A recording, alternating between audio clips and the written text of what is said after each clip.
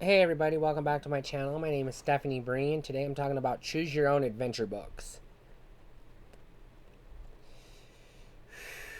So, these have been around for decades, but they got real popular in the 80s. You had Find Your Fate books, and then you had Choose Your Own Adventure books and other copycats and imitators. So, think of a Choose Your Own Adventure book as a story that you start with chapter 1. And when you get to the end of the chapter, instead of going straight to chapter 2, you get a choice. You get a choice to jump to, let's say, chapter 5 and keep reading, or in the story there. Or sometimes it'll be jump ahead to another chapter. You just bounce around. Each chapter has the potential of continuing the story and following the character to complete the quest, or end their story in a horrific death. I read a lot of these choose your own adventure / find your fate books as a kid. Um, I didn't even have a favorite genre. I read a Super Mario Brothers choose your own adventure. I read a Legend of Zelda choose your own adventure or find your fate. I read a couple of Indiana Jones ones, a Snow White and the Seven Dwarfs one. Um, those are the ones in even a Transformers one. Those are the ones I can remember off the top of my head.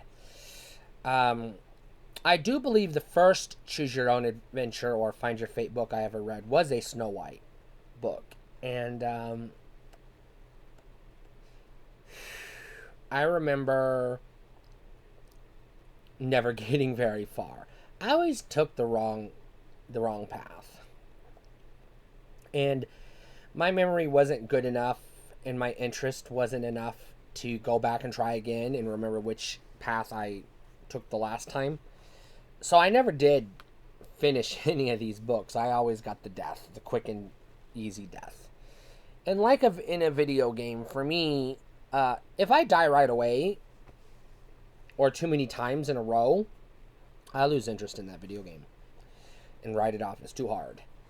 So for me personally, I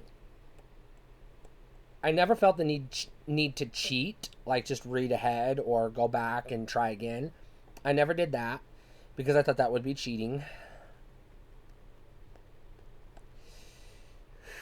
And I remember specifically the Mario one was different because it gave you coins at the end of each round for each quote level you completed.